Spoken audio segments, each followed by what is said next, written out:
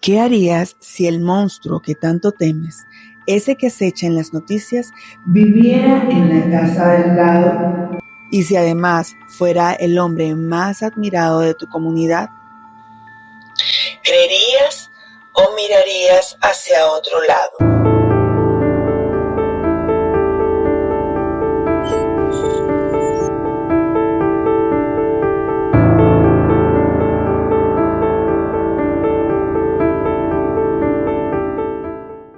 Hola corazones, bienvenidos a Voz Ajena, el espacio donde las voces valientes rompen el silencio para contarnos esas verdades que la sociedad prefiere ignorar.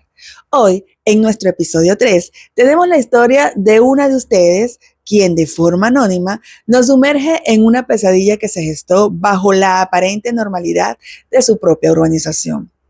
Es un relato sobre la intuición que grita, la ceguera colectiva y la dolorosa confirmación de que a veces las personas más admiradas esconden los secretos más oscuros. Escúchenla con el corazón abierto, porque es una historia que nos obliga a mirar más allá de las apariencias. La historia que van a escuchar hoy es extremadamente delicada y perturbadora. Aborda temas como la pedofilia, el abuso infantil, la incredulidad social y la frustración ante la injusticia. Contiene descripciones emocionales que pueden resultar muy difíciles para algunos oyentes. Se recomienda extrema discreción y cautela. Y si te sientes afectado por estos temas o necesitas apoyo, por favor, busca apoyo profesional de inmediato.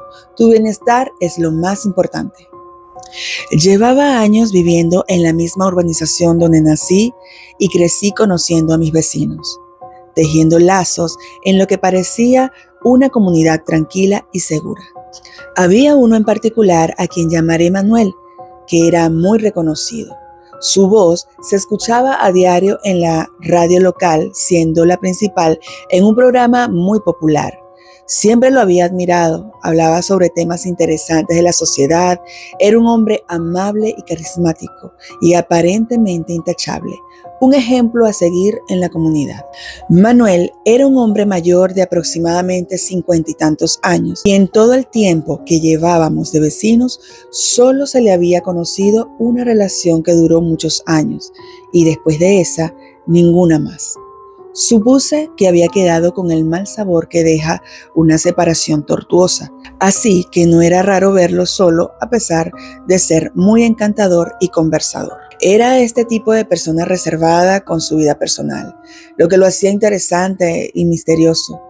En general, su vida giraba en torno a su trabajo y labores sociales que solía hacer. Pero en ocasiones, incluso antes de que algo pasara, sí había notado en él esa mirada que te incomoda, que te hace sentir como mujer desprotegida y observada. La verdad es que no sé por qué en ese momento decidí ignorar y callar.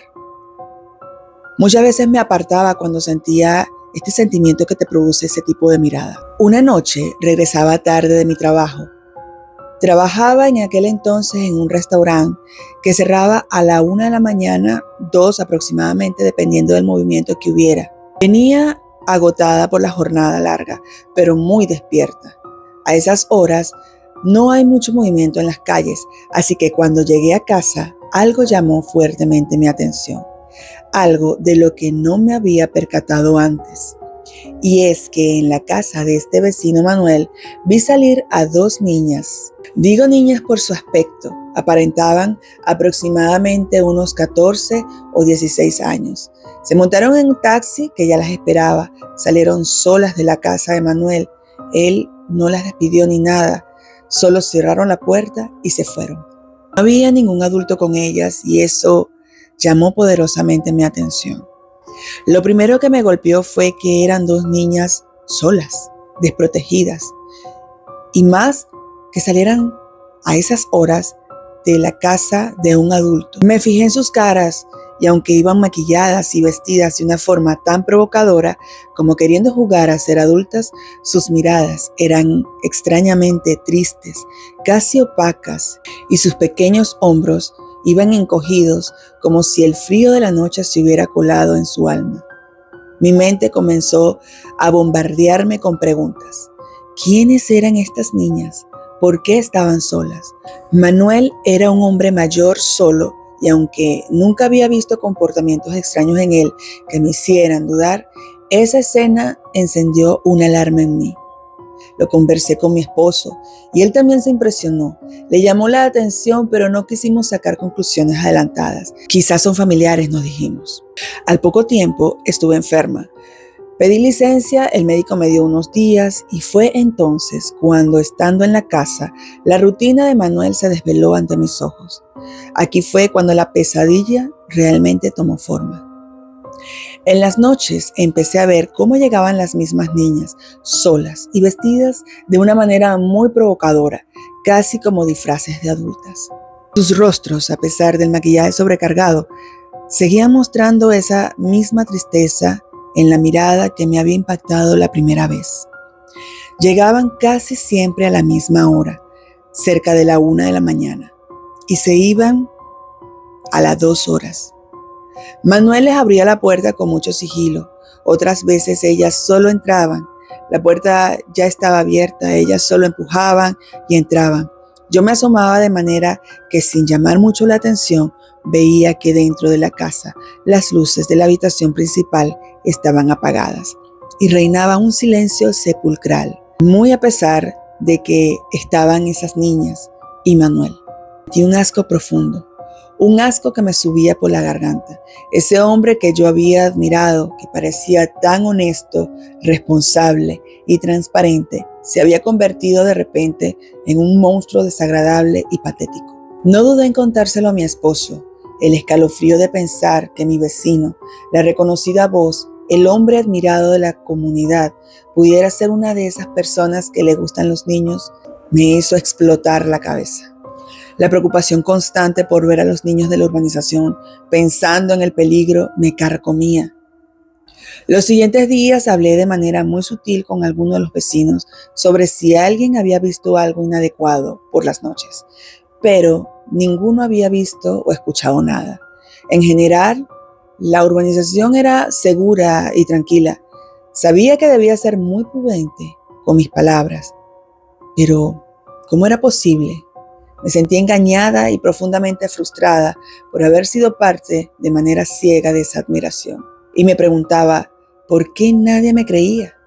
¿Cómo era posible que nadie más pudiera creer que esa persona tan aparentemente buena pudiera ser así? Un día me encontré a Manuel haciendo mercado. Con la excusa de la conversación casual, le pregunté si tenía algún familiar de visita. Él, con una sonrisa displicente, me respondió que no, que había estado trabajando muchísimo en la emisora y que no tenía tiempo de estar recibiendo familiares. Obviamente, Manuel no se dio cuenta de que yo lo había estado observando con mucho detalle y de que conocía sus hábitos nocturnos. Su mentira tan casual me reafirmó lo que ya temía. Honestamente, al principio hasta a mí me costó creerlo. Si yo no lo hubiera visto con mis propios ojos, si no hubiera tenido ese tiempo de licencia que me obligó a observar, quizá yo tampoco hubiera descubierto nada, ni hubiera visto la verdad, porque en apariencia, él parecía un hombre total y completamente bueno. Fui a poner la denuncia y me pidieron pruebas. Me dijeron que tenía que estar completamente segura que de lo contrario, si se iniciaba una investigación y yo estaba equivocada, yo podría tener problemas. Sentí una frustración y una decepción del sistema que me ahogaba. Quise de alguna manera poner al tanto, pero de manera muy cuidadosa, a mi vecina de al lado, la que tenía 2 hijas, que yo veía jugar justo frente a la casa de Manuel casi diario. Una tarde, mi vecina hizo una reunión y para mi horror, uno de los invitados principales era Manuel. Cuando me enteré de que mi vecina, a pesar de que yo le había informado lo que había visto, lo había invitado a él, me sentí realmente molesta, con una rabia que me quemaba. Quise ir a reclamarle, a preguntarle por qué hacía eso, por qué no me había hecho caso, por qué no me había creído. De su puerta, ella estaba allí muy sonriente con aquel hombre en su reunión. Aquel hombre ya me parecía desagradable. Obviamente no asistía a la reunión a la que también fuimos invitados mi esposo y yo. Nos quedamos molestos en casa, frustrados. Nadie me creía. ¿Acaso era yo la que estaba mal? ¿Debía hacerme la loca? Era ese mi pensamiento constante cuando iba al trabajo, cuando llegaba a casa, cuando lo veía a él o me lo encontraba. Ya no era lo mismo. Al tiempo, la noticia llegó como un trueno. Hubo una denuncia. Uno de los chicos, uno de los hijos de un vecino que vivía a 7 casas de la mía, un adolescente de 17 años, había querido acabar con su vida. Gracias a Dios no le fue posible. Pudieron salvarlo, pero había dejado una carta que lo cambió todo. Decía el motivo del por qué había querido acabar con su vida. Unos años atrás había sido tocado por este vecino, por Manuel. La noticia produjo un alboroto increíble, un alboroto que sobrepasó la noticia regional. Fue allí, en medio de la conmoción y el horror, cuando todos aquellos a los que les dije mi verdad y no me creyeron, finalmente me creyeron. No sé si con mi insistencia logré salvar a alguien más o si mi advertencia llegó a tiempo para otros niños. Pero ahora que mi vecino está preso, siento una tranquilidad sombría, sabiendo al menos que por ahora no podrá hacerle daño a nadie más. La historia que acabamos de escuchar, la de esta valiente voz ajena que compartimos anónimamente, es un testimonio desgarrador. Es el corazón de lo que buscamos en este espacio, dar voz a las experiencias silenciadas. Nos obliga a confrontar una verdad incómoda. El peligro no siempre viene de extraños. A veces se esconde justo al lado, detrás de las apariencias más intachables y en las personas que más admiramos. Nos recuerda el inmenso valor de nuestra intuición, esa voz interna que grita cuando algo no está bien, incluso cuando el resto del mundo se niega a escuchar o nos pide pruebas. Esta historia es un eco de muchas otras que permanecieron en silencio.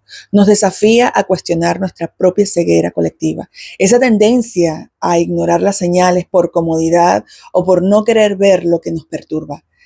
Me pregunto y te pregunto a ti, ¿estamos realmente escuchando? ¿Estamos dispuestos a alzar la voz por los más vulnerables, incluso si eso significa enfrentar la incredulidad, la frustración del sistema o la incomodidad de nuestra propia comunidad?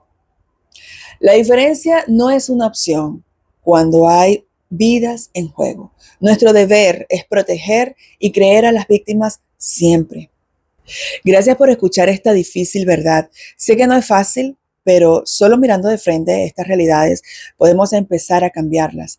Tu valentía para escuchar es un primer paso.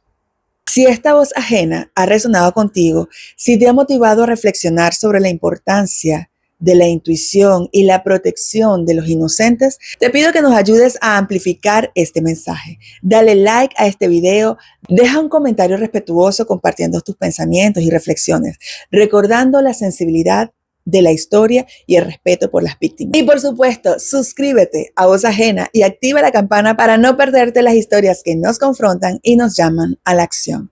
¿Tienes una historia que necesita ser contada? Si llevas un silencio que anhelas romper, tu voz es un regalo invaluable para nuestra comunidad. Queremos escucharte y ofrecerte un espacio seguro. Nos vemos en el próximo episodio. Chaito.